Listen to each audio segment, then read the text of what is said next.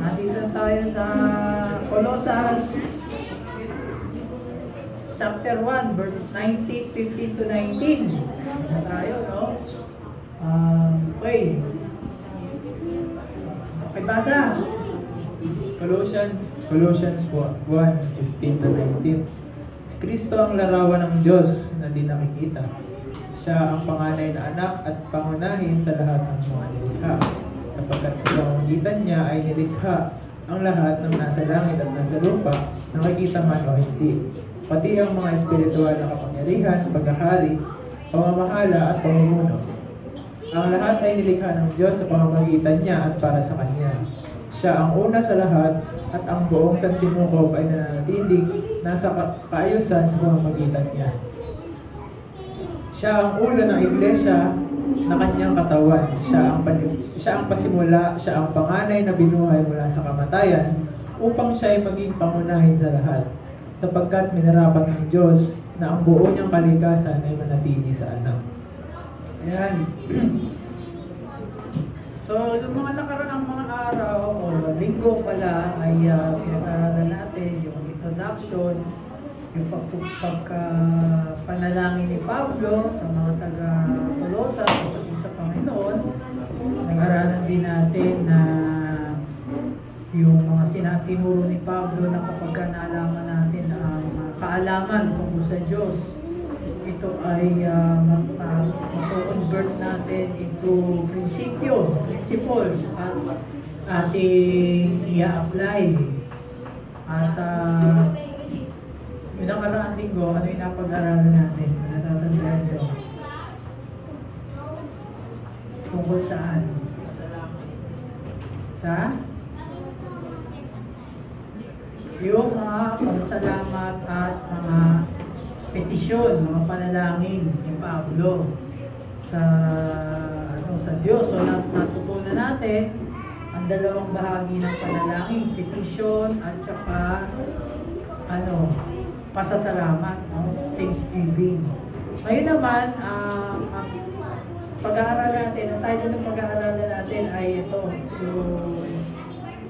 si Kristo higit sa lahat. Sa English po niya, Christ above all. So ano po yan? Sabi diyan, ang Diyos ay ang Diyos ng langit ay nahayag bilang anak. So si Christ, ang Diyos, nagkatawang tao siya. Naging siya, tao. Si Kristo. No, napag-aralan natin yan. Ano pa? Ito ang mismong tibok ng puso ng Kristyanismo. Si Kristo mismo ang pinaka-heartbeat ng pagiging Kristiyano natin. Kasi kung wala si Kristo, hindi tayo Kristiyano. Diba? Wala tayo rito. Kumbaga, kundi dahil kay Kristo. Ano ba nangyari sa Kanya? Tapi nangyari, di ba? Ano yung nangyari sa Kanya? Siya ay namatay, nilibing, nabuhay. Yan. Tapos, ito ang pinakabuod ng lahat ng ating pinaniniwalaan, ang pinakapundasyon ng ating pananampalataya. Yan yung pinaka-summary, pinakabuod ng pananampalataya natin. Kaya tayo meron pananampalataya dahil kay Kristo. Nagets nyo? Kaya meron tayong faith. Kasi si Kristo ay yung ginawa niya sa cross. Kasi kung wala siyang ginawa sa cross, wala rin naman tayong pananampalataya.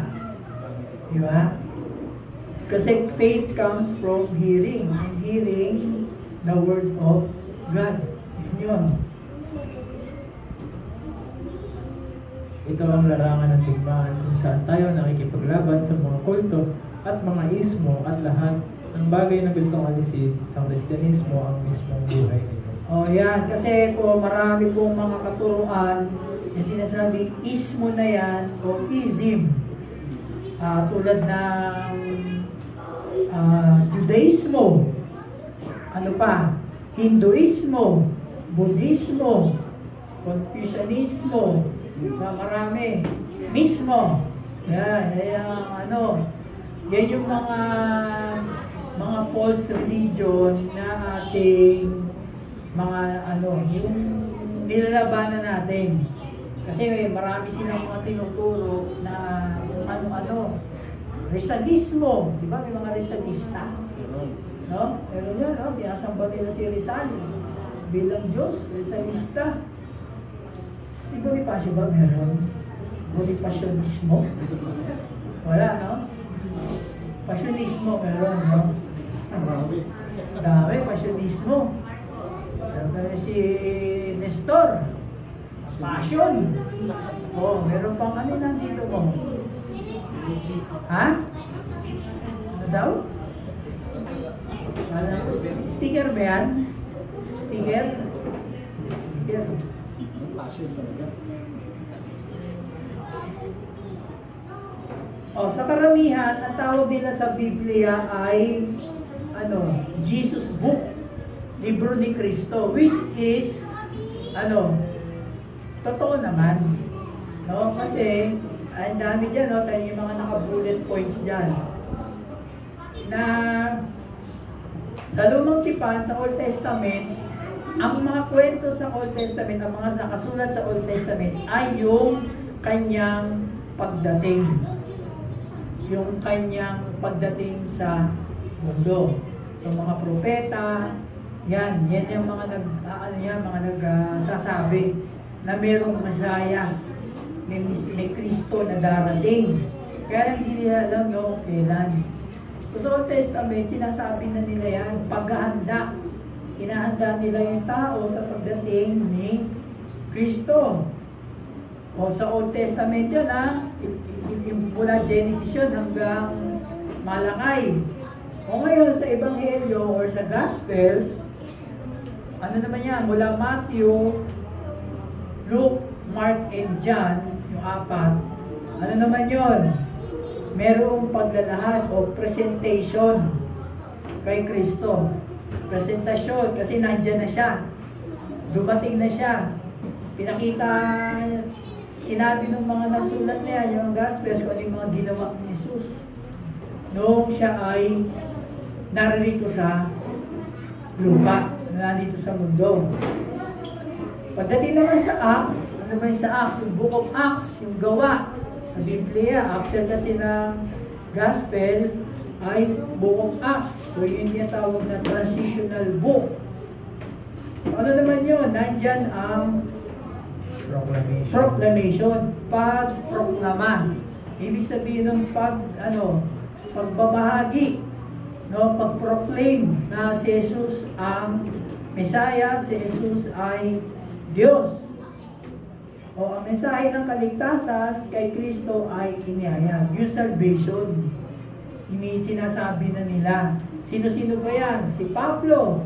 Yan ang ating apostol, si Pablo. Kaya tayo nandito. Dahil sa pangangaral ni Pablo. Ha? Oo, may utang tayo sa kay Pablo. Naalala niyo yung pinag-aralan natin sa unang part ng Colossians, di ba? Meron tayong utang na hindi natin kayang bayaran.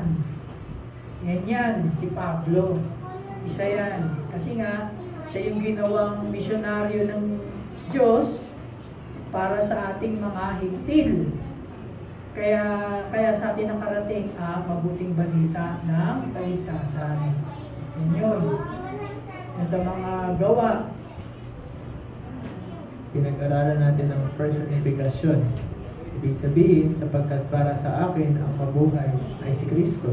At kung paano si Kristo na namatay at nabuhay mula sa libingan ay muling babalik para sa kanyang mga tao. O yan, yung dalawang yan, yung gawa, ano yan, yung Tagalog kasi na Acts gawa.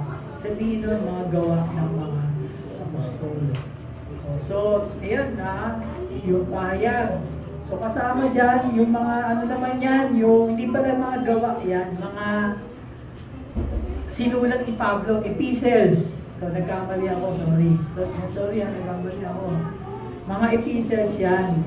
Pinag-aaral natin ang personifikasyon. Ibig sabihin, na kapag sa atin ay nabubuhay na si Kristo, o paano si Kristo, ano yung ginawa niya.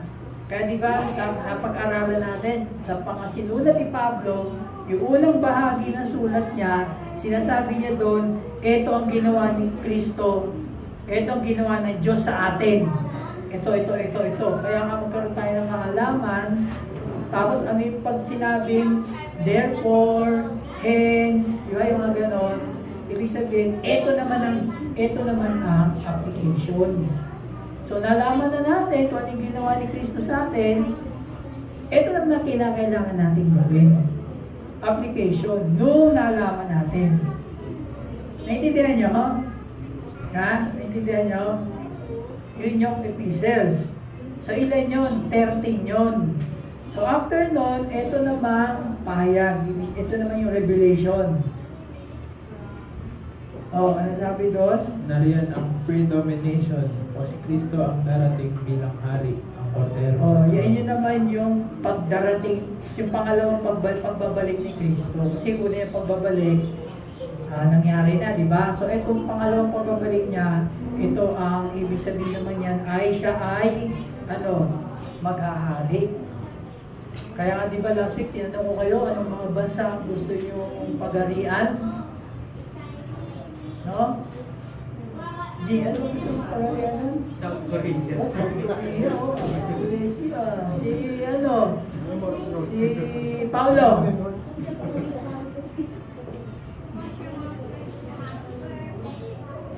Anong bansa gusto mong pagarian? Ha? Japan? Japan, ha? Ikapag-usahin mo sa Japan. So yan, yung pangalawang pagbabalik ni Kristo ay kanyang paghahati. So hindi na siya yung papako sa krus, wala, tapos na yon. Ito naman na gagawin niya ngayon ay mag-ahari na siya. Pamumunuan na niya tayo. Yan. Ano pa? Ayan, ito yung sumunod.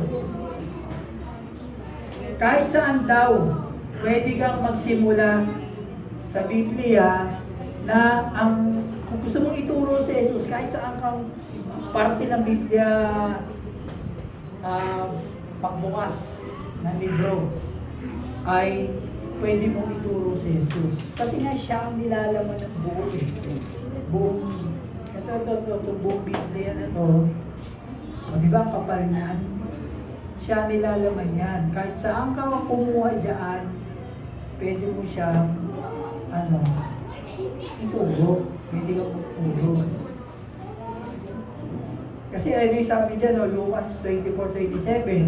At ipinaliwanag sa kanila ni Jesus ang lahat ng sinabi sa kasulatan tungkol sa kanya, simula sa mga aklat ni Moses hanggang sa sinulat ng mga propeta. Oh, ang sabi na, at ipinaliwanag sa kanila ni Jesus ang lahat, hindi konti, lahat ng sinasabi sa kasulatan. So magmula daw sa aklat ni Moises hanggang sa mga sinabi ng propeta. Siyempre, nung panahon na yan, ginagawa pa lang yung New Testament, kaya wala pa. So pagdating ni Pablo, ando na. So kahit saan ka magbukas dyan, pwede mong ituro si Jesus. Kasi lahat, it will point to Jesus Christ. Lahat ng mga verses. Ayan, ito ay ang aklat tungkol sa pagpapahayag ng Diyos at ang pagdating ni Kristo sa mundo. Ito ay tungkol sa pagiging tao ng Diyos. Ayan, ito ay tungkol sa pagiging tao ng Diyos. So, tala na, si Kristo ay Diyos na nagkatawang tao. Okay, so background nung Colossians chapter 1, magano tayo, hindi natin, punta tayo ulit sa past. So, nauna yung masina, Naunawaan ni Pablo na mayroong tiyak na maling sistema ng doktrina ang ipinapalaganap sa Colosas.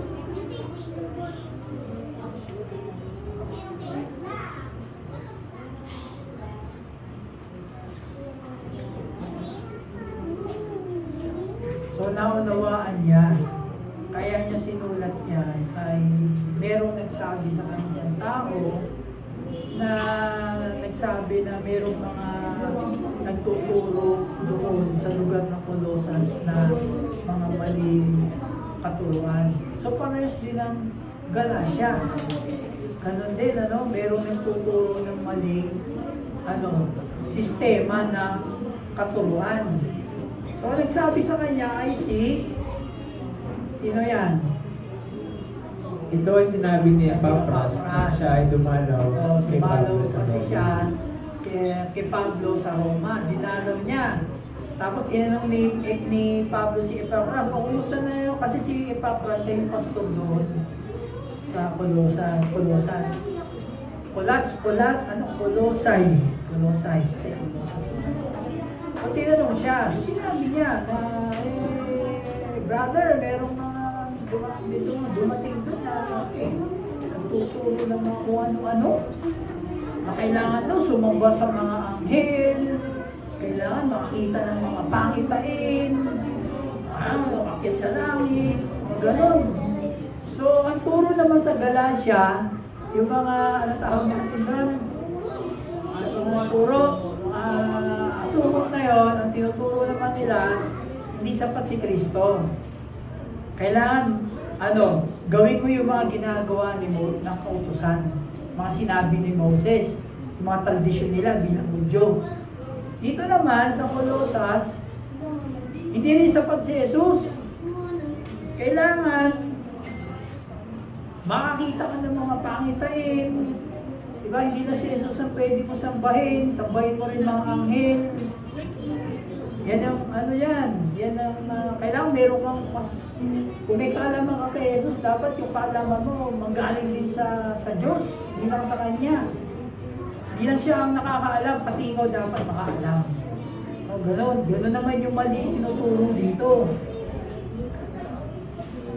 Ayan, ang mga heretics, ay ibig sabihin yan, mga nagtuturo na maling pananampalataya.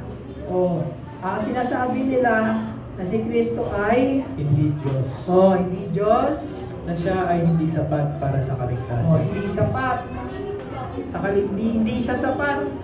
Hindi siya lang. Kumbaga, meron pang iba para maligtas ka. Na bilang karagdagan kay Kristo, dapat mayroong pagsamba sa ibang mga espiritu katulad ng mga anghel. Yun, sabi ko na kanina. Ano pa? Dapat mayroong espesyal na pangitain. Dapat nakakita ka ng vision. No? May nakikita ba kayo? Baka may nakikita kayo dito katabi ko. Meron? Wala. Ano pa? Dapat mayroong tiyak na kaalaman na isang uri ng kaalaman na higit pa sa naabot kay Kristo. Kung ano yung pagkakaalam ni Kristo, ni Jesus, dapat mayroon ka rin alam. Masigit pa doon sa alam niya. At tinatawag dyan, ito po ay tawag na higher knowledge. Tinatawag dyan. Ano pa? Sinasabi ng mga heretics na si Kristo ay isa lamang sa isang mahabang hanay ng mga lumalabas na espiritu na bumababa mula sa Diyos. Tapos hindi siya Diyos, hindi sapat na siya ang tagapagligtas, ang kaalamang higit sa Kanya, ang tanging paraan tungo sa kaligtasan. Ganito yan. Ang sabi diyan, sabi ng mga nagtuturo, na si Jesus ay isa lamang sa mga maraming espiritu ng Diyos. Alam niyo yung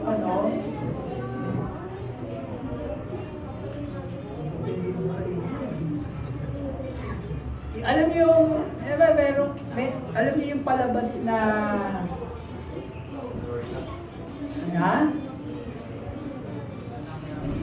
alam niyo yung palabas na Mortal Kombat? Alam niyo yung palabas na yun? Kilala niyo sino yung kalaban ni Shang Tsung doon? Kung Lao. Si Kung Lao. Diba si Kung Lao? Si Kung Lao. Diba si Kung Lao, pagka may natatalo siya, ano nangyayari doon sa kaluluwa? Kinukuha niya, di ba? Tapos nung siya ay natalo, ano nangyari doon sa mga kaluluwang na kinuha niya? Diba naglaglabasan? Ganon ang tinuturo ng mga false teacher dito sa Colosas. Na ang Diyos daw ay ganon na maraming mga espiritu lumalabas sa Kanya.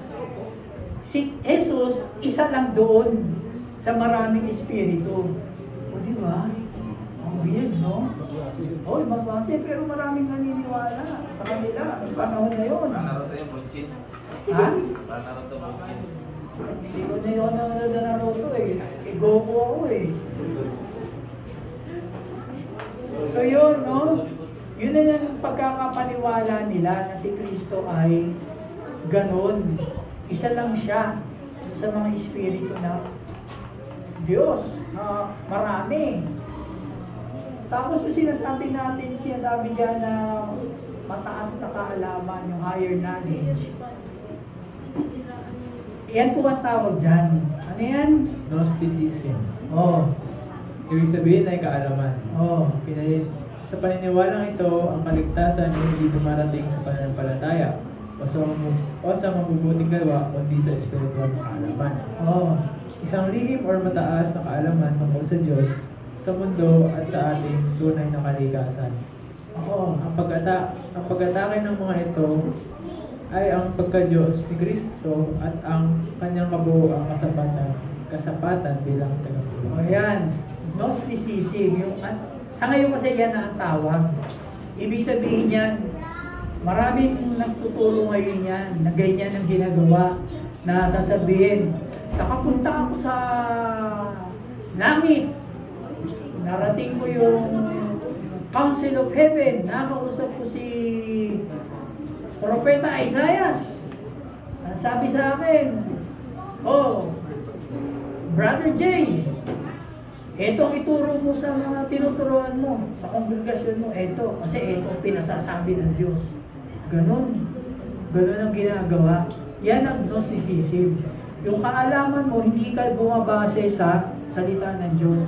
Bumabase ka doon sa mga nakikita mong pangitain.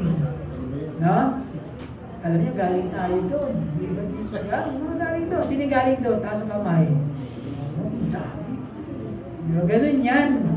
Ganun yung tinuturo nila na mas binibigyan mo ng importansya o mas binibigyan mo ng halaga yung sinasabi sa iyo ng Diyos. Kasi nakarating ka ng langit o nakakita ka ng pangitain kaysa sa salita niya. Mas yun ang binibigyan mo ng ng importansya. Yan ang ibig sabihin ng Gnosticism. Higher knowledge through visions, dreams, di ba? Kanina nga nanaginip ako eh. Kasi hindi nga ako nakakatulog, di ba? Pagka may silang tulog mo, kaya matulog ka lang sa 10 minuto, ganyan, nakakapanaginip ka pag ganyan. Nanaginip ako na yung bag ko raw nawawala. Eh syempre, nandun yung cellphone ko. Hanap ako ng nakarating na raw ako ng 3rd floor, 5th floor, saan ako nandun eh. Tapos nung nagising ako ng gano'n, sabi ko, ay salamat, panaginip lang pala. Diba? Isa mananaginip ka, nasa langit ka. No? Sino na naginip nasa langit? Sino na naginip sa impyerno? Meron? Hindi ka yun. Hindi na kayo makagising. No? Ayan. Ito pa paniniwala nila, dualism. Sabi dyan, ang mga bagay ay masama at ang espiritu ay mabuti. Yung bagay daw masama, yung mga nakikita natin sa mundo masama. So ang Diyos mabuti. Tapos, ngunit dahil ang lahat ng nilikha ay bagay, ito ay masama. Kaya't ang isang buting Diyos ay hindi maaaring lumikha ng isang masamang nilikha. guess nyo yun? Naintindihan nyo? Yun. Dahil nga lahat daw dito sa bagay masama, ngunit dahil na lahat ng nilikha ay bagay, ito ay masama. Kaya ang mabuting Diyos, yung Diyos daw na mabuti, hindi pwedeng nilikha na masama. Yun ang tuturo nila. No? Kaya marami silang kaya sa anghel, kailangan sumamba ka dyan, kung ano-ano. Oh. Sa unang tatlong kabanata, chapters 1 to 3, ano yan? Pinasimulan ni Pablo yung issue na yan. Ang sabi doon, Colossians 1:27, Niloob ng Diyos na ihayag sa kanila kung gaano kadakila ang kamanghawang hiwagang ito para sa mga hinitin, na walang iba kundi si Kristo na nasa inyo. Siya ang ating pag-asa na tayo makakabahagi sa kaluwalhatian ng Diyos. Ayan. Tapos, ang sinabi ni Pablo, ay hindi na kailangan may anumang karagdagan kay Kristo upang dalhin ang isang tao sa pagiging perpekto. Wala nang iba. Si Kristo lang. Pero, ang sinuturo ng mga false teacher na yan ay, It is Christ plus knowledge plus special visions plus worshiping. yung nakaraan, sa Book of Galatians, ulitin-ulit, ang turo nila, si Kristo at ang mga kautusan, gawin mo. Ang mabuting gawa. Sa Colossus naman, ang tinuturo ng mga false teachers dyan, si Kristo, tsaka meron kang mataas na karunungan, or meron kang mga visions, or mga anghel. Sambahin. So, hindi lang si Christ. Kailangan meron pa niyang mga karagdagan na yan.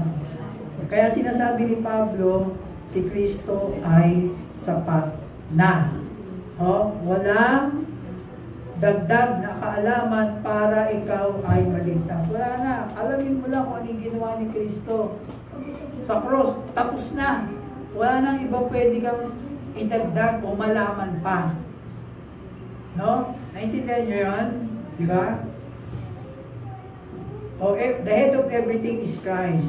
All the growth of all the nourishment, so ay yung ating paglago, lahat yan kay Kristo. Wala nang ibang kailangan.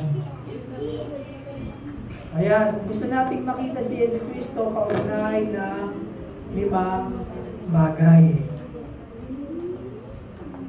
Ang kaugnayan sa Diyos, His relation to God.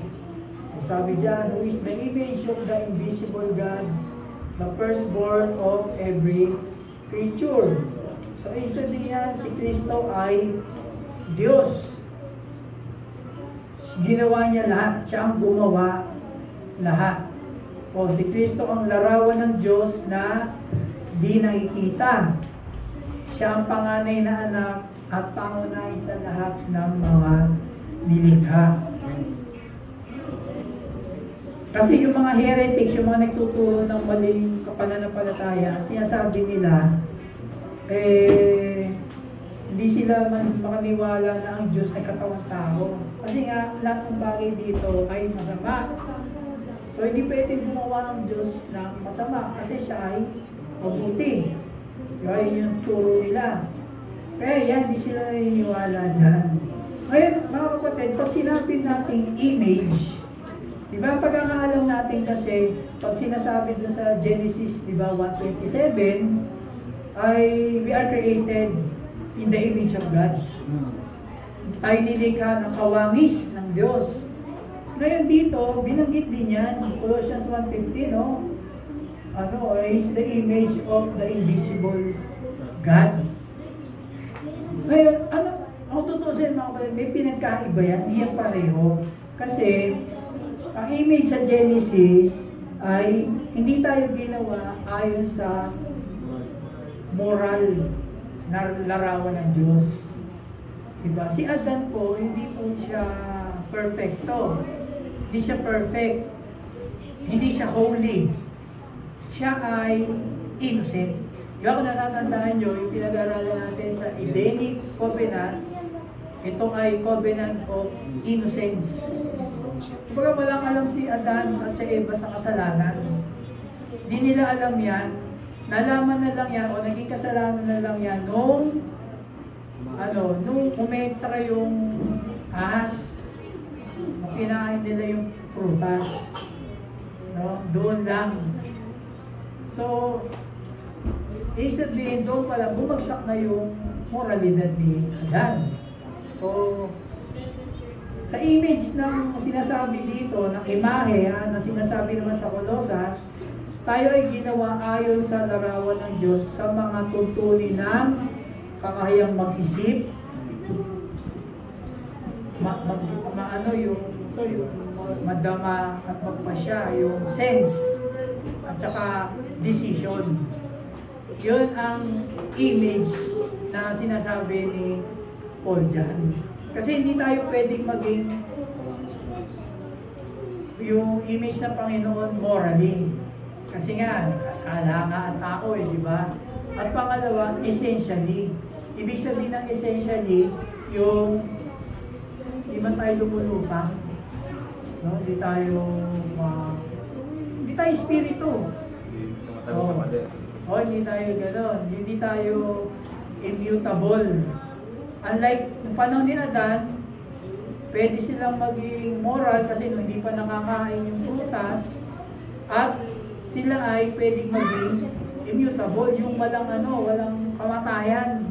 Kasi haba ng edad ni Adan, di ba? Ilang taon siya?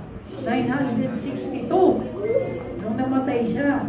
Ibig sabihin, kung hindi pala sila nagkasala, forever silang buhay. So yun. Nag-gets nyo? So yung image doon kay Adan at iba doon sa image na sinasabi dito ni Paul. Yung image niya ay ni Adan ay morally at essentially. Dito, yung kakayahan ng Diyos na mag-isip, makaramdam at makapag-desisyon, makapagpasya. Yung sinasabi, hindi yung kawangis.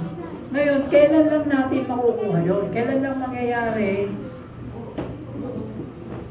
Ito, pinito ba? Kailan mangyayari yung magiging immutable at saka magiging yung morally responsible, morally holy? Kailan? Kapag nakilala na natin si Kristo.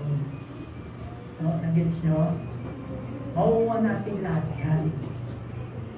Pagka si Kristo ay nakilala natin. Yan yung sa kayo kanina.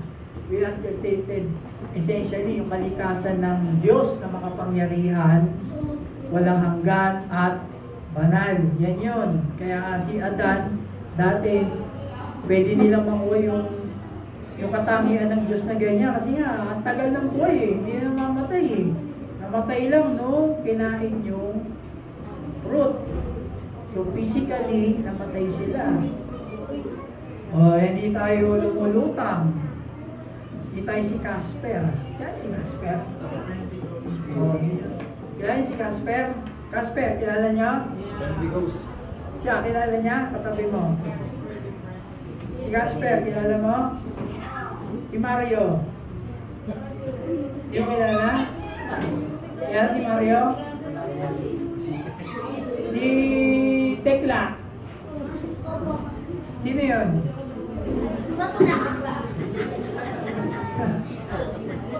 Bakit mo ba di kilala niyo? Kaya yan nawala ang moral at essence ng tao nang magkasala si Adan. Manunumbalik na ngayon kapag nakilala ka ni Kristo. Yan. So, paano manunumbalik yan?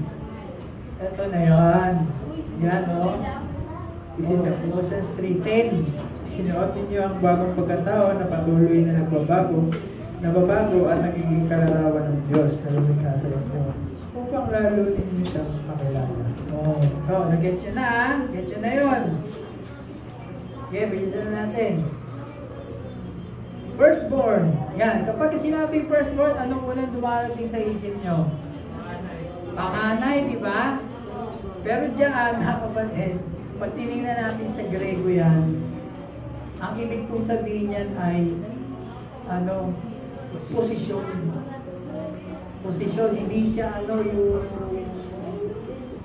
ano yung posisyon ni Kristo? Ano yung posisyon ba ni Kristo? Siya ay Diyos, di ba? Kasi hindi siya, actually, hindi kasi siya pinanganak eh. Kung tutuusin. Diba? Kasi sabi niya, no, John 8:58, sumagot si Kristo, pagkatandaan niyo, bago pa ito ng si Abraham, siya na. So, kung tutuusin, sa totoong buhay, si Jesus ay literally, hindi siya pinanganak. At hindi rin siya ginawa. Diba? Kasi ang ginawa, sino? Mga anghel. Yan ang ginawa ng Diyos, mga anghel. Pero siya hindi. So, nandyan na siya. Nandyan na siya. Hindi natin may paliwanag yun eh. Nandyan na siya. Kaya, ayan o, firstborn. Ang Grego niyan ay prototokos. Ibig sabihin niyan, it refers to position, rank, right to authority, to primacy, not chronology. Hindi yung pagkakasunod-sunod. Yun yan kanina, yung una, panganay, pangalawa, pangatlo. Hindi. Ang ibig sabihin ng firstborn, dyan, ang sinasabi ni Pablo, alam yan ng Jewish. Ang mga Hudyo, alam nila ang ibig sabihin niya talaga. Pati mga Hinti, noong panahon na yun, na pag sinabi firstborn, right to authority or mataas ang position. Katulad ni Esau at saka ni Jacob. Diba? Although si Esau ang unang pinanganak, pero si Jacob ang nakakuha ng blessing. Siya nakakuha ng authority. So yan yung ibig sabihin yan. Ayan yung patunay Psalms 89:27. Gagawin ko siyang panganay at hari, pinakamataas sa lahat. Yun yung ibig sabihin. Hari, pinakamataas sa lahat ng hari. So yun yung posisyon. Yun yung posisyon ni Christ. So yun ang ibig sabihin ng firstborn. Doon sa verse na yun, ha? Nag-guess nyo?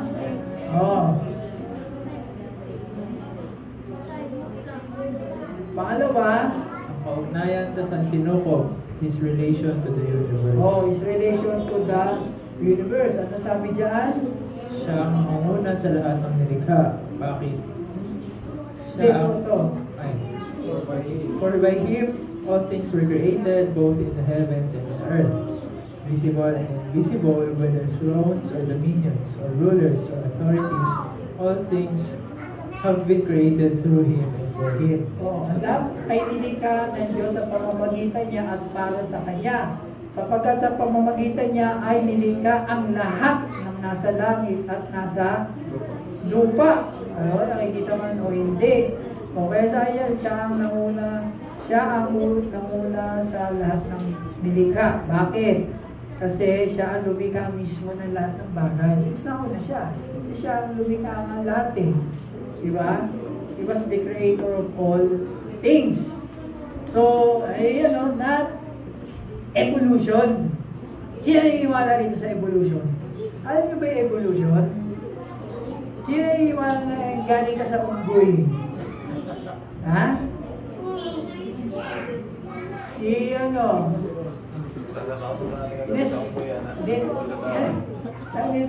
Danilo, niwala ka sa galing sa unggoy? Diba? Sabihin niyan,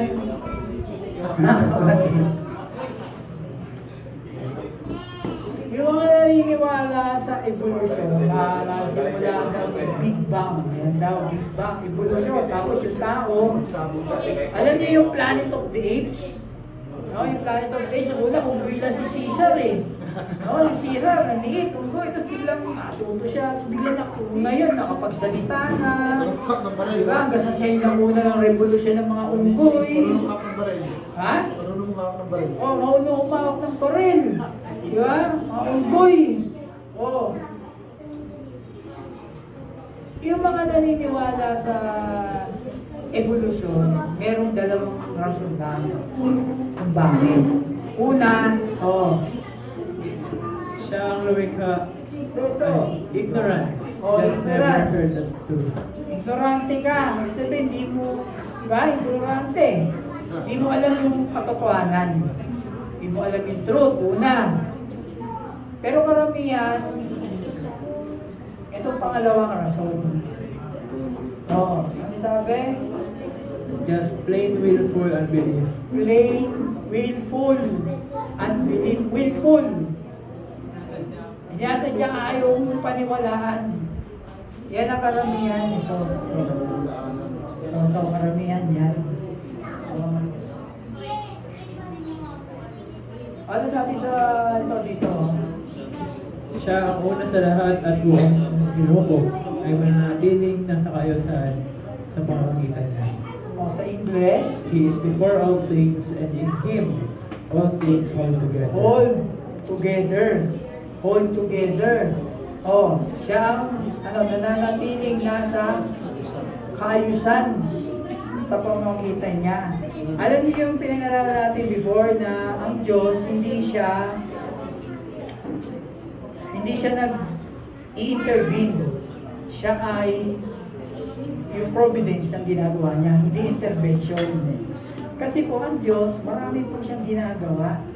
No? Kasi pag sinabi mo intervene, parang wala siyang ginagawa, nakita niya, ay, si Reggie, hindi makakapunta sa church kasi hanggang bewang yung tubig.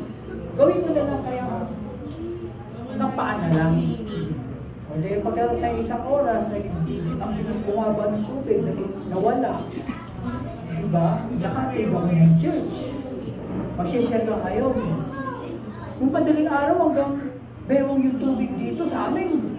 Pagka sa isang oras pa nawala. Diba? Hindi po nag-i-intervene ang Diyos. Marami po siyang ginagawa. Ayan ito po ang patunay niya. Ayan. Lahat hawak niya. No? Ngayon, meron akong babasahin mga kapatid. Kaya na kasi, masyadong, wala na, hindi ko sinulat dyan eh. Physics to, tsaka chemistry. Meron kasi tinatawag na nuclear glue. No? Si Kuya J, alam niya yung nuclear glue eh. Hindi ko Kuya J, explain sa kanila yan. Sabi ko, tawagin ko siya eh. Ito si Kuya Jerome.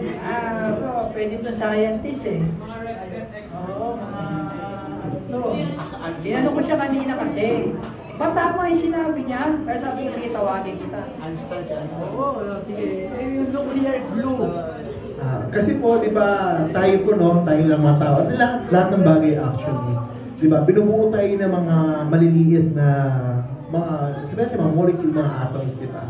So lahat ng bagay, ako, ikaw, yung inuupuan natin, itong building na natatayuan natin. So, dahil binubuo tayo ng mga maliliit na yan, pero, di ba, papasin natin, buo tayo, di ba? Nanatiling buo tayo, intact tayo. Kasi meron yan certain bond, na nagdidikit-dikit sila, hindi nagkakawatak-watak. So,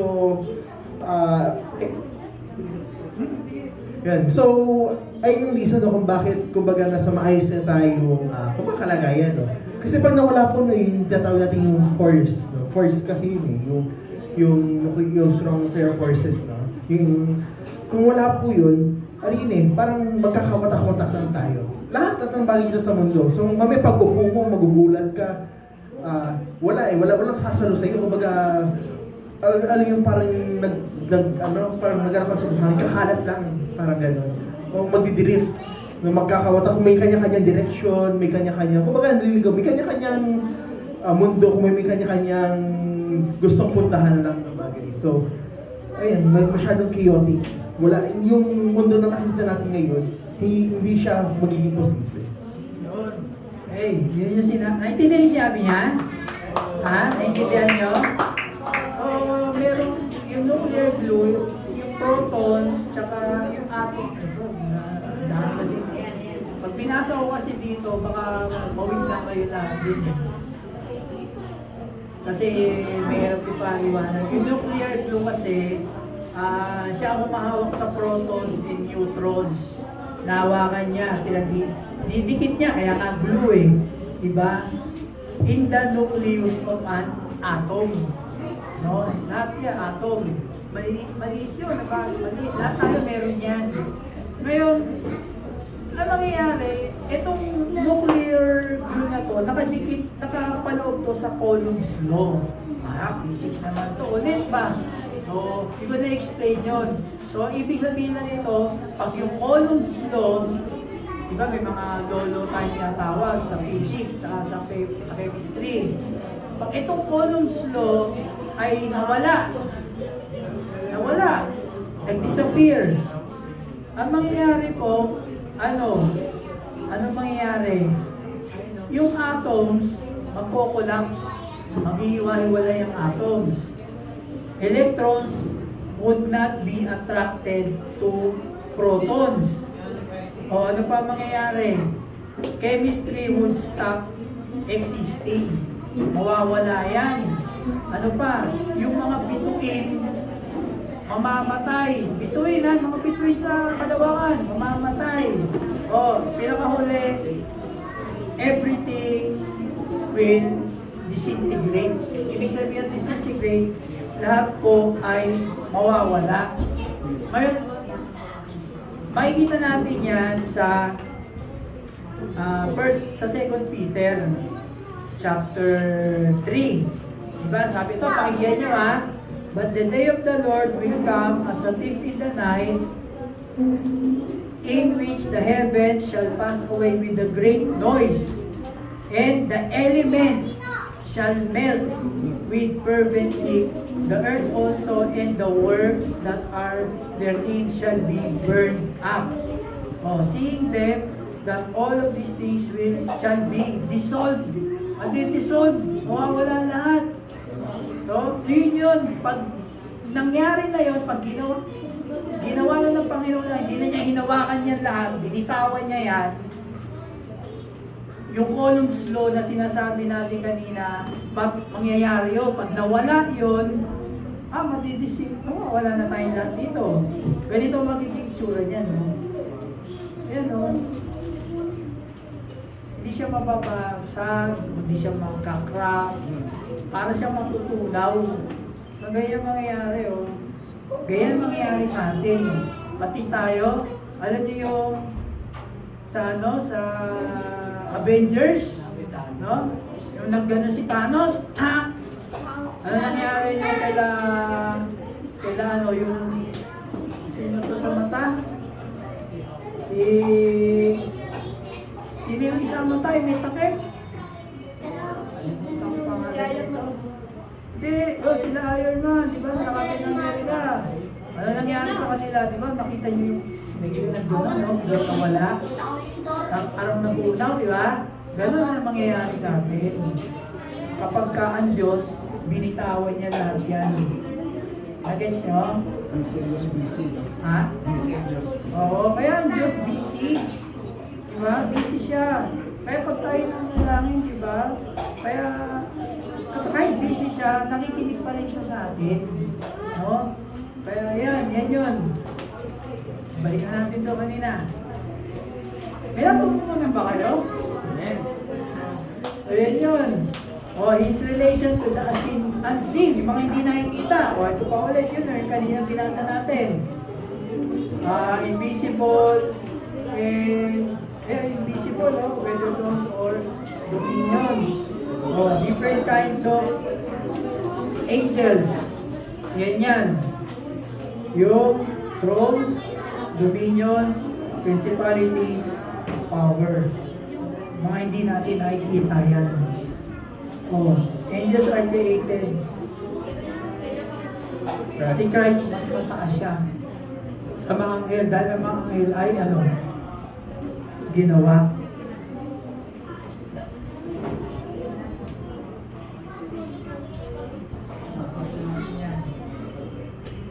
Pang-apat is relation to the church. Ugnayan niya sa simbahan.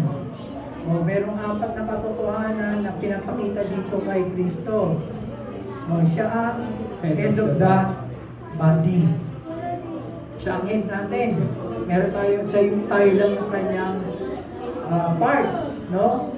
We are tied together by Christ. Tapos ano ba? In the body there is diversity, pagkakaiba-iba. Siyempre, hindi naman lahat ng isang katawan, lahat paa. No? Paano ko yung mata mo? Paa. Ano yung tsura mo nun? No, yung ilong mo mata. Dahil mo, no, dahil mata. Lahat ng parte ng katawan mo, mata. No, di ba? So, iba-iba tayo. Iba-iba tayo. Different gifts, different talents, di ba? Different ministries, and different operations. Iba-iba tayo. Hindi tayo pare-pareho. Ano pa? In the body, there is mutuality. Tayo nagkakaunawaan.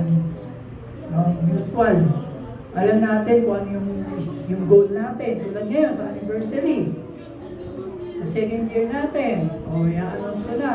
August 3. Alas 3 yun. So ano yung tema natin? Discipleship. So lahat tayo ay magpapadisciple. Yan po ang ating gagawin after ng anniversary natin. Sa lahat po ng Bible studies natin ay tayo po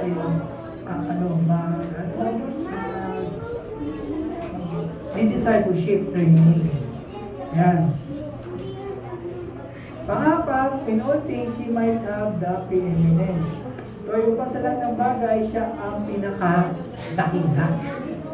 Siya lahat. Kasi nga siya ang firstborn, siya ang first fruit, siya ang una sa lahat ng bagay, siya ang head.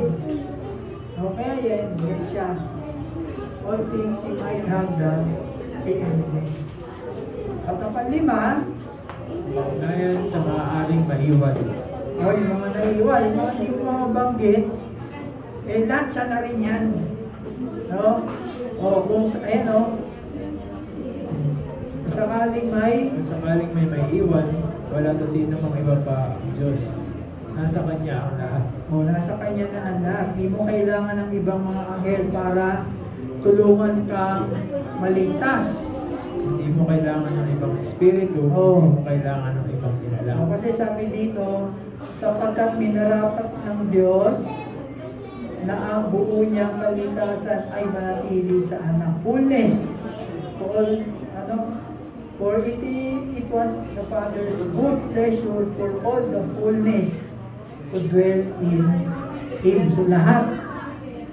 Wala na. Lahat na kay Kristo. Wala ka na ibang hahanapin pa. Wala ka na ibang idadagdag pa. Wala ka na ibang kailangang malaman pa. Naintindihan niyo ba yung pinag-aralan natin ngayon? No?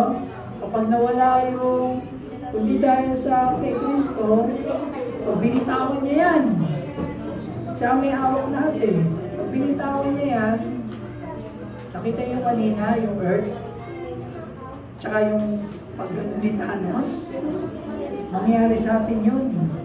Ano pa? So pinapatunayan lang po ni Pablo na ang Diyos po ang naglikha ng buong universe. So hindi po totoo yung evolution na hindi ka nang galing sa unggoy.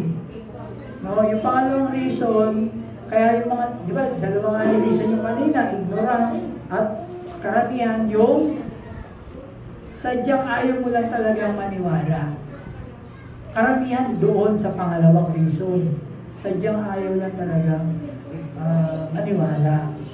So, yun yung mga sinasabi ni Pablo na hindi mo na kailangan ng pangitain, hindi mo na kailangan pumunta pa sa langit, hindi mo pa kailangan ng marami pang kaalaman para maligtas ka.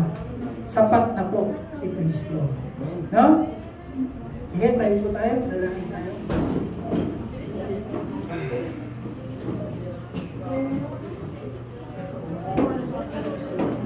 Panginoon, maraming